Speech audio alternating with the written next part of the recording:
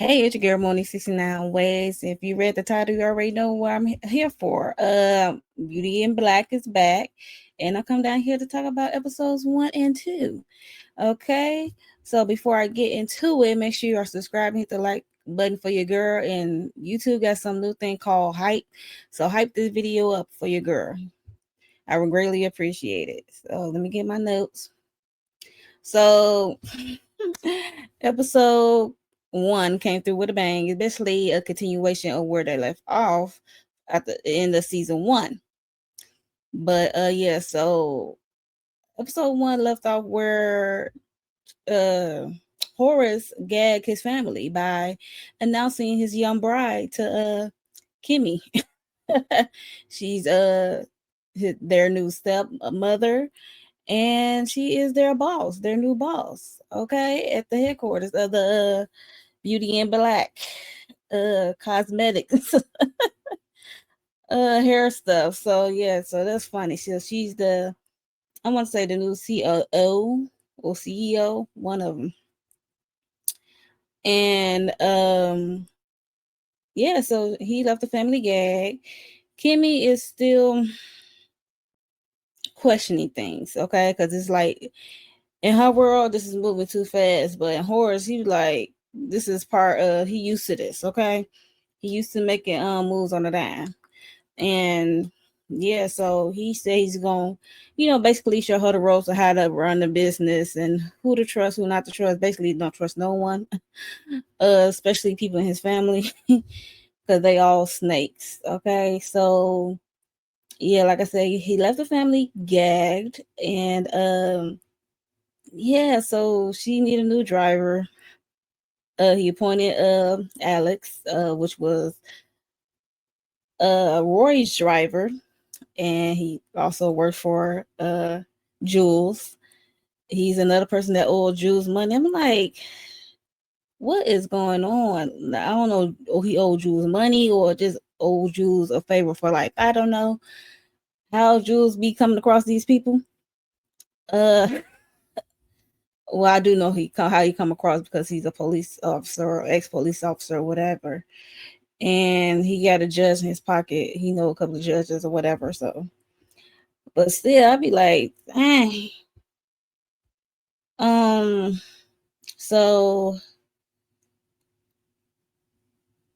Rain Leaky Booty Butt went out there to ask them who was Alex. They came out. He's like, it's me. Then Kimmie came out, and everybody's like looking at her. And in the day, mind you, they still at the hospital in the lobby. They just staring at her like, who is this lady? Some know, some don't know who Kimmie is. Um, but they're just trying to figure out how did she get to Horace and how did they become married. So they still like puzzled about her come up. And what's her new position gonna be? Like, what's she gonna do? Because mind you, don't family only worry about their money, part of this will that Horace and Norman's father set up. So yeah, so they just worry about their shares and their money, okay, being not messed with. But since Horace married Kimmie, this kind of changes things, and they know it. And then they looking at Barney, Attorney Barney, crazy because he's supposed to, I guess, keep everyone notified. But Barney was blindsided as well, and was notified at the last minute. So yeah, so they now Alex is Kimmie new driver, okay. And I love the scene between her and Charles. Didn't I see you shaking your ass on the pole at Delinda's? Didn't I see you coming out of the bathroom with one of the male dancers with traces of coke on your nose, wiping your mouth? Oh, she quick. I'm not like you. Charles was like, I seen you somewhere before. He's like, was you like shaking your ass at the club at one point in time? And then she was like, are you the one that came out the bathroom after some gentleman with powder on your nose or what have you? It was such a key to me.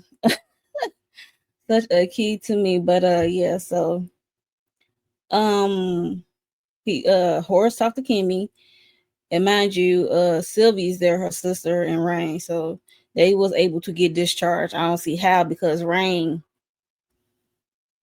is recovering from lopsided, leaking, horrible butt job that Gagged did on her. Yeah, so Horace talked to Kimmie, and Barney was in the room. At the same time, he requested for Barney, and Horace let Barney know that she'd be like the new CEO, CO, whatever, the company, and if she have any questions, what have you, I guess ask him or whatever.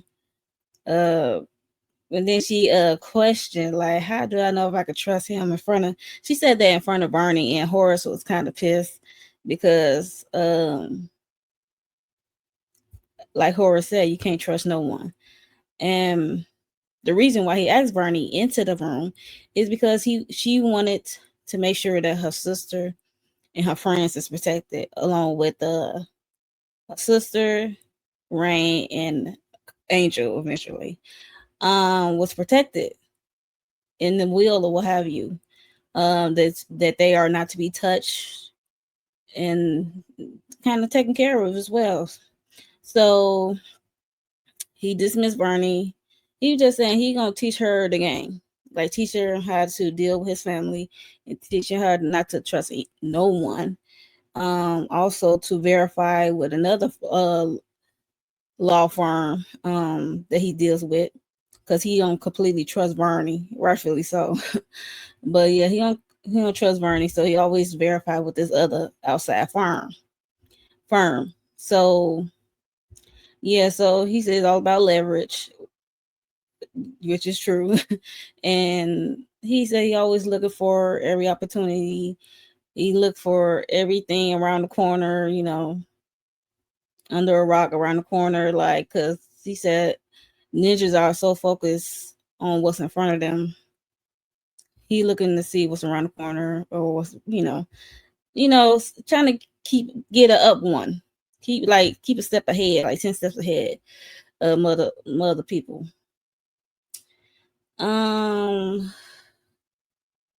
So let's see.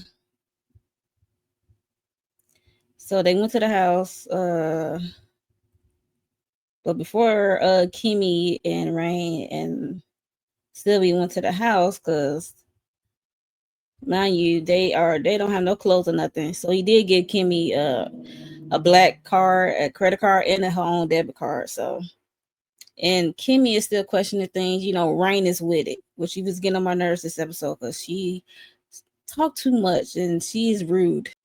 Horace dismissed Barney, right? Dismissed Barney. So they all agreed to meet up at Roy and Mallory's house to talk further about what's happening and what Horace is doing, like what this move can do to their affect their money, basically, and how this came to be. So they went to Mallory and Roy's house. And when they got to the house, to be a shocker is to learn that Olivia needs money, and Norman caught on to that Olivia is like running out of money, like she's broke. And he had a little cackle kiki in there and stuff like that, because Olivia, she's the most pissed. Well, she ain't the most pissed, but she is obviously pissed. And she don't have no problem being vocal about it. But Norman definitely clocked. He clocked, and he was kind of shocked that she was desperately needed money. And she's running out of money. I'm like, how she's running out of money, and she always entertaining these YNs, like, yeah. So they in the house. They are in the house discussing what happened, and they blaming Barney. I'm sorry, they blaming Barney. Like, how can you let this happen? Why you tell this was happening? And Barney was like, I didn't know until such and such. And then Charles did say he did try to warn me. They're like, you tell Charles, but you can't tell us. Like, I'm like, Charles, he was looking like, Charles, shut up. Like, we know why he was warning Charles, because he's in love with Charles, okay? So he's gonna warn his boo thing first. But he was warning him. He didn't know exactly what's happening, but he knows something was about to go down due to Horace's request of certain things from him. And so, yeah, so they was talking about blaming Bernie, how you let this happen, blah, blah, blah. And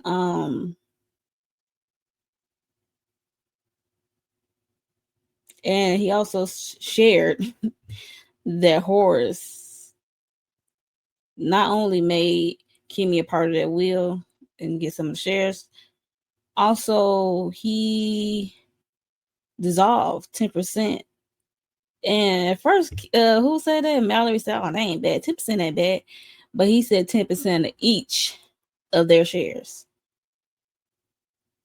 And him being the oldest son, he's in charge of this will, his father will or something, so he can do stuff like that.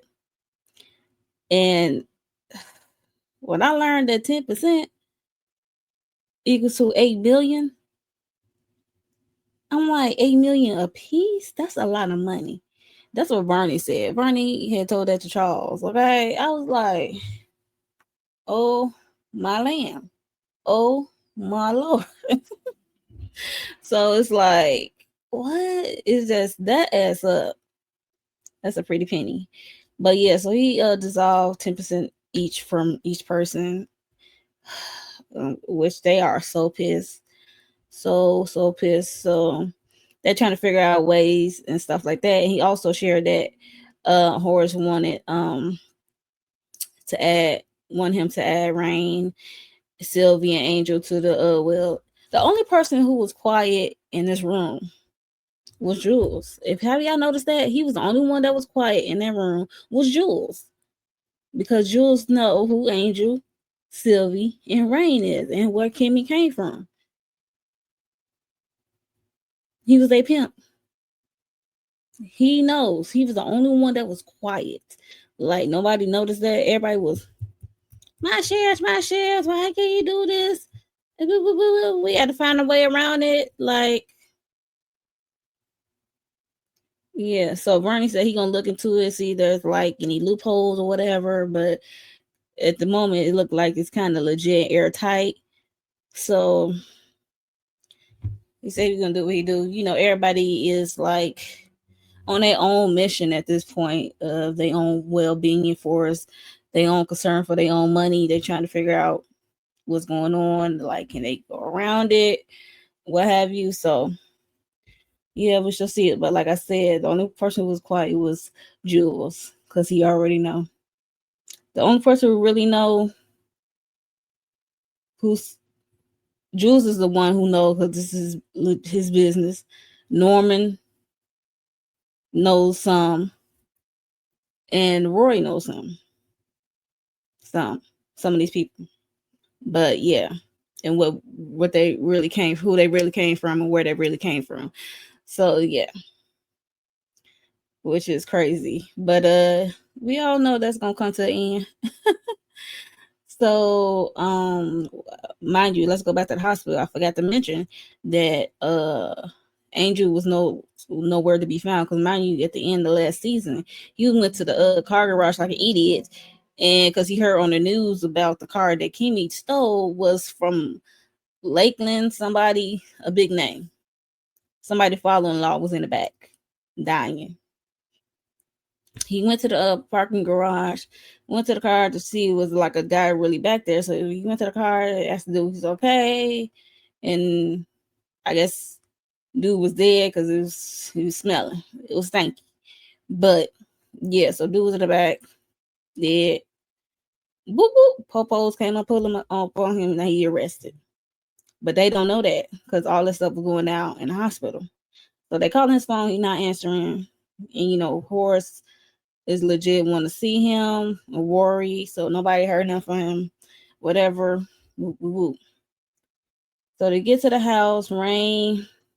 No, before they get to the house, they was in the car with Alex. And Rain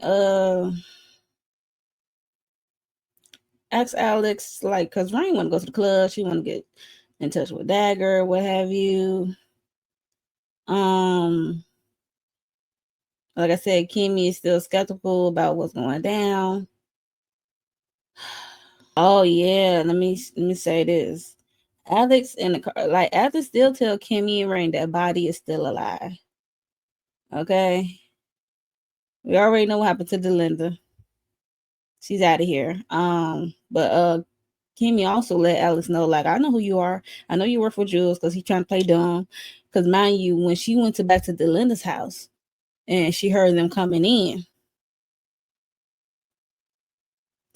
Alex and Traction came into Delinda's house and stuff, and she was hiding like behind the couch or what have you, and it's talking all this stuff about her and mostly Traction, and Alex was kind of like she'd been through a lot, what have you, so he was kind of easy going, but it does not negate the fact that he still worked for Jules and still do Jules' bidding. You know what I mean? Yeah, so she let it be known, like, I know you. She said, I was hiding behind the couch. I know who you are. I know you work for Jules. Yeah, but Alex, he gonna play favor to whoever's in his face. Okay. Yeah, but this is in the car. This is when Rain get on my nerves. She bringing up club stuff in front of Sylvie, and they pretended to talk about furniture, and then had to be rude and call Alex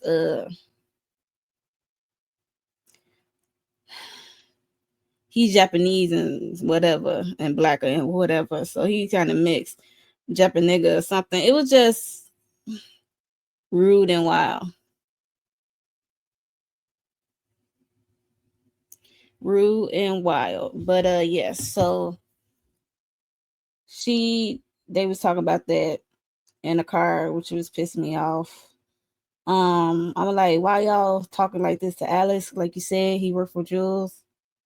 Loyalty is to Jules, supposedly. I won't be saying too much of nothing, because your girl Kimmie got y'all in a better situation. Don't mean you need to be rude and all turned up and stuff like that. So yeah, so Rain need to calm down. So that's when, yeah, Rain did ask about Dagger. He said he don't know no Dagger, but he can find that out for her. So we know Angel is arrested for the Lakeland car. Officer Traction did tell Jules, got a hold of it, did tell Jules that Angel was at the station. And Bellarie went to do her own little thing, digging, because remember she had met Felicia at the club, who worked at the club, and she was asking Felicia to reveal some information over the phone. Felicia was playing hardball because she was like, I ain't telling you nothing. She like, at first she like, who's this? She's like, the lady on the perm box. She's like, oh, hey. And she was asking for like she said she gonna Mallory offered $1,000, and she said 3, 5, 10, and then Felicia like, I don't care if it's 10, like you, I need the money in my hand, basically, before she revealed any information about Kimmie, anything she know about Kimmie. So yeah, so she hung up on her, and hey, I can't be mad at Felicia. So hey, Mallory thought she was gonna be able to like be rude and talk to this lady any kind of way, and you calling her for information, you want to be rude, like, girl, bye for real. Sylvie, Rain, and Kimmie, they arrived at the house. They are so shocked at this house. Okay, they are like, this is a huge house, and they learn about the house that was on the hill, about the Bellaries, like how his father, Horace's father, they used to be the house he grew up in. They were slaves, and he was able to buy all this land and what have you. And like all the mansions you pass are the family houses. And she like, Kimmie was like, even Roy. She like, he was like, that's the first house that you pass as you come on in. I was like, oop. Yeah, so all the family houses are on this land property. So yeah. So that's another tidbit information that she learned. So they like getting accommodated with James the butler, then the staff. You got the chef and the groundskeeper who was looking at uh Sylvie a special kind of way, like you want to take her down or something one day. um so meanwhile we are over at Barney meeting with Charles at his house. Like when Barney was at that table at his countertop, he was talking like he was comfortable. Like he didn't care that he don't care who found out that he's there. But he said he disguised it that he was going over here to tell Charles something about his percentage or will or whatever. But we already know why he's there because, like I said, he's in love with Charles. That's his boo thing. And he's really sweet on Charles. So Charles is the only one out of everyone didn't really care. But he said he don't care. It is what it is.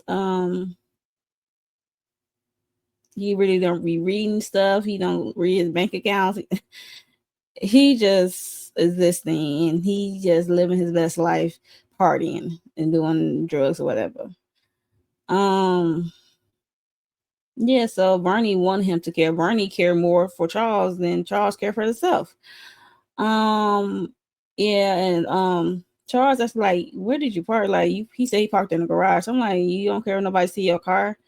Like, he was talking all tough, Barney. Talking tough.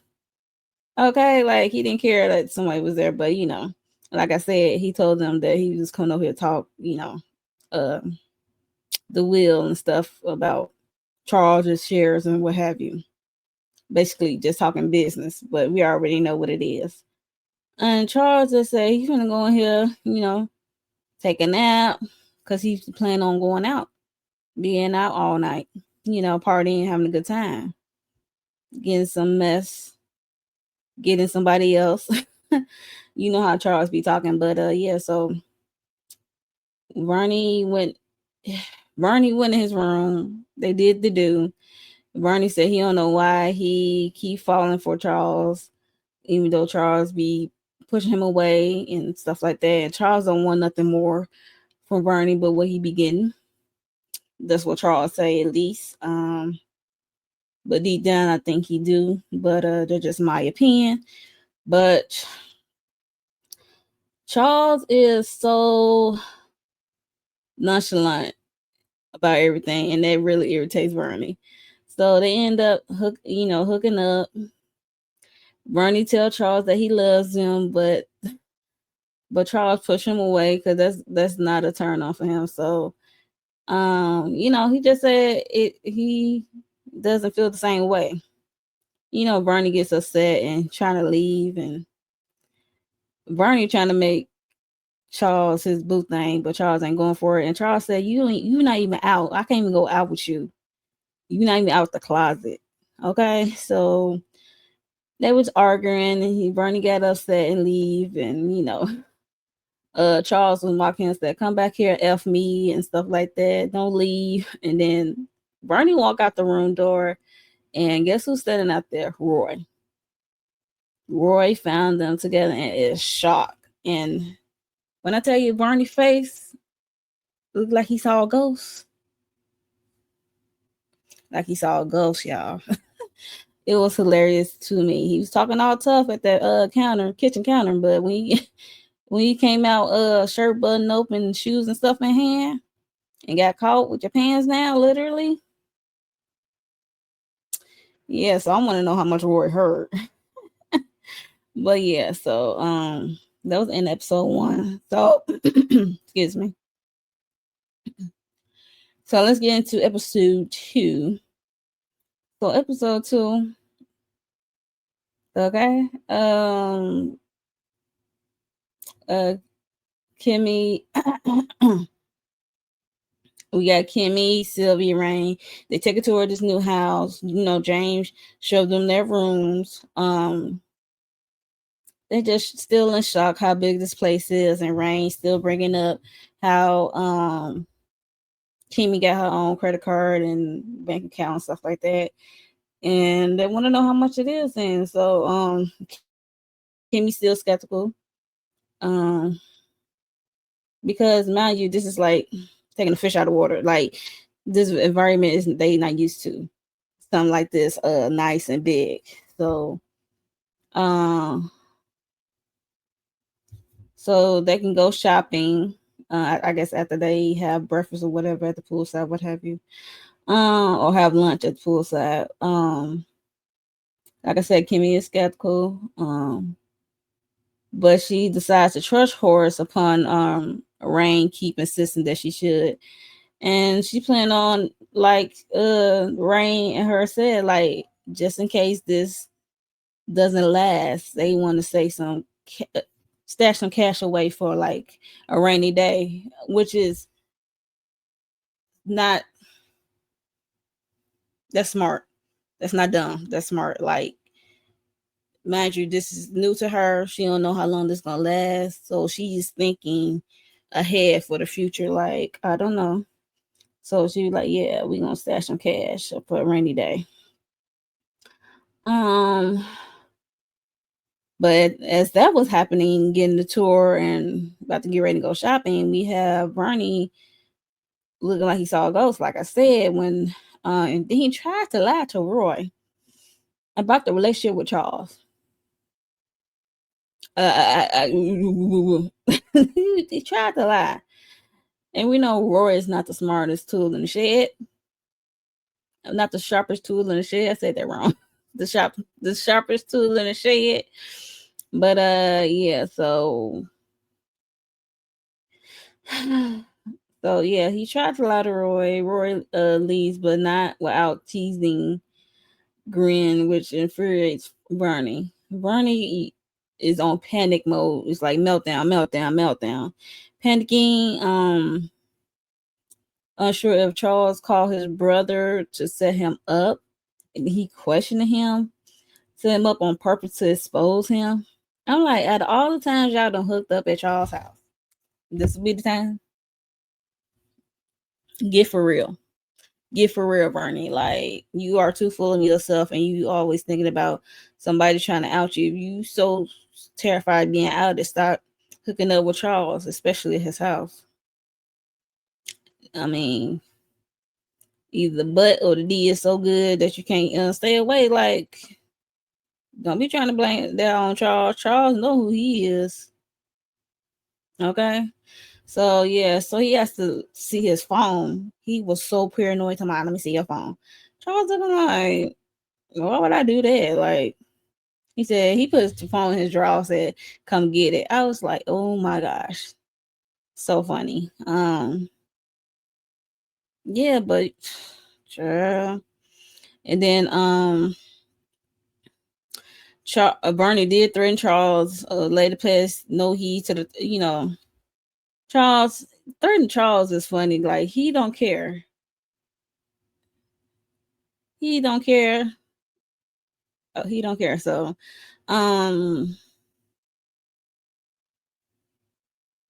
so we get, I guess they in the garage. So Roy tells Bernie to protect his shares and ensure that Kimmie is out of Horace's house in exchange to keep the relationship Charles a secret.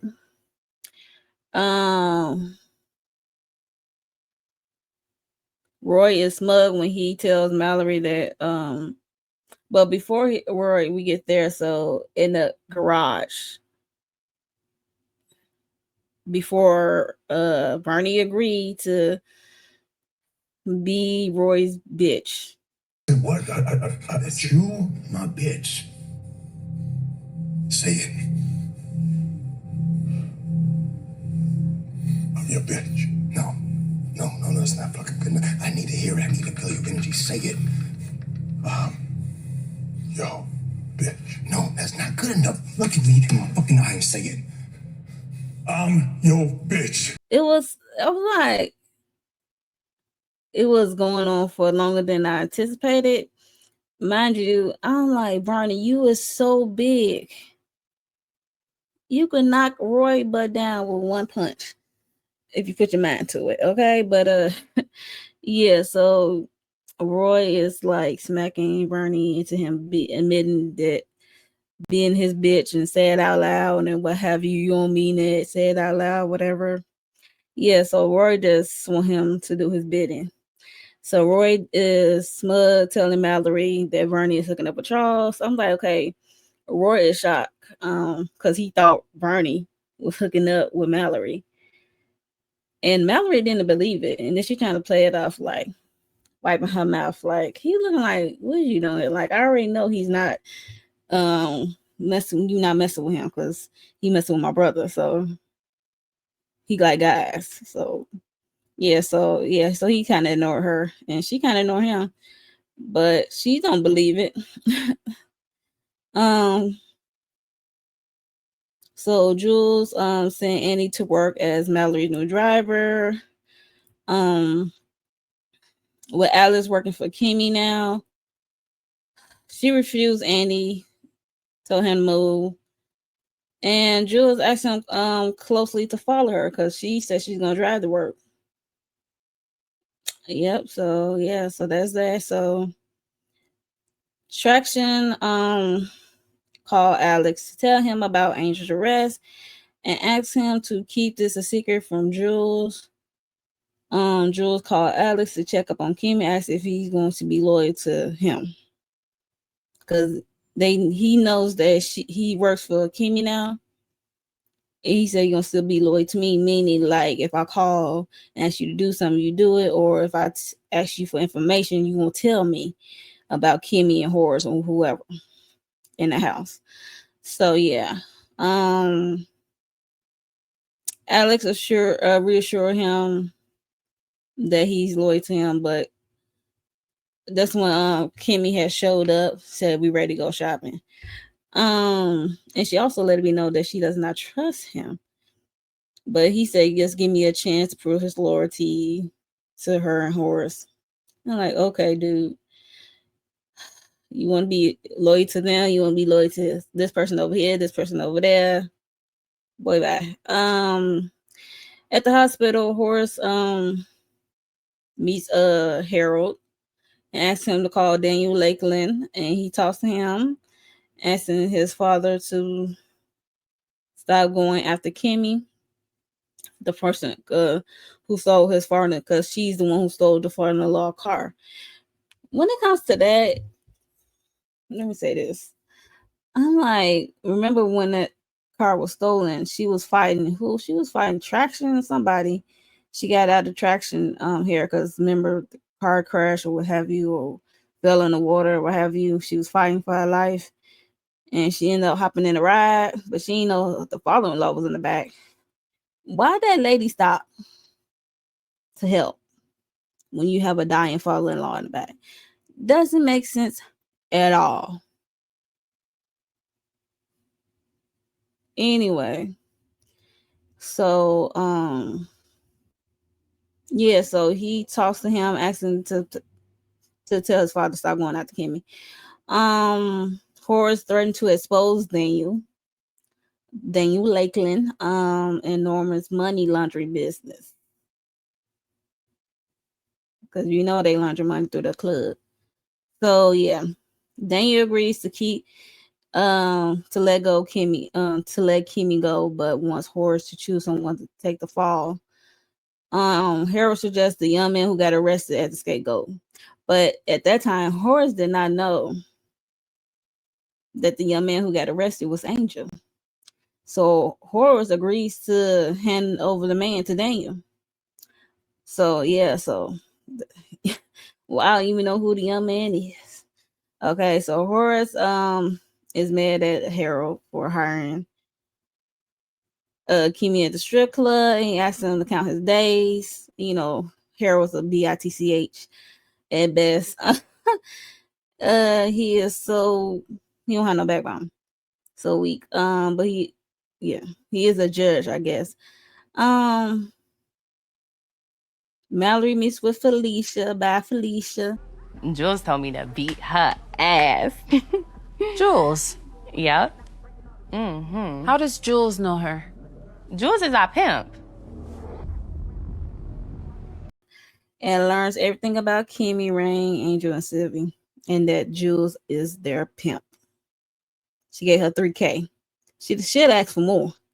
But she did stop, said, like, I ain't asking all this. She said, this is on $3K. Like, you just not finna get all the information out of me. I'm gonna need more money. As Mallory leaves, she did spot Andy telling her, and she went over to his car. I'm like, you can't even hide discreetly to spy on her. She went over there, said, raise down your window. Let me talk to him, because she know he's on the phone with Jules. Jules, she gives Jules a warning, asking him to meet her at the office immediately, because after what she learned about him being a pimp. Kimmie and Rain and Sylvie go out shopping. Horace called to check in on Kimmie, asks about Angel, and he tells her that the issue has been about the stolen car has been handled, and asks to meet him later. I guess Horace asks her to meet him later at the hospital. So in jail, Jules went to go show up and meet with Angel and threaten him to have him deported and unalive his son and baby mama and stuff like that. Angel asked for a lawyer, refused to give in to Jules' threats. You know, Angel was doing so well. And he brought up Jules' daughter Tiffany. I'm like, about time somebody bring up his peoples. Like, you got a whole life over there. Who don't know, who I guarantee you 100% don't know nothing about this life you have over there with the club and pimping. Okay. So yes, I was glad that he brought up the daughter Tiffany, but he pissed me off after a while because he like caved in, like because he grew weak because Angel had Jules had got furious and asked Traction to unalive Angel's son.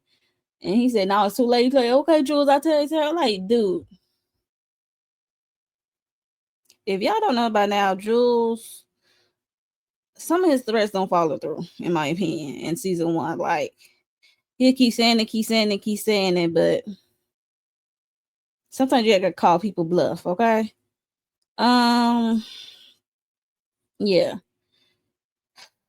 And Kimmie and Rain went to the bank, found out that Kimmie has more than $3 million in her accounts.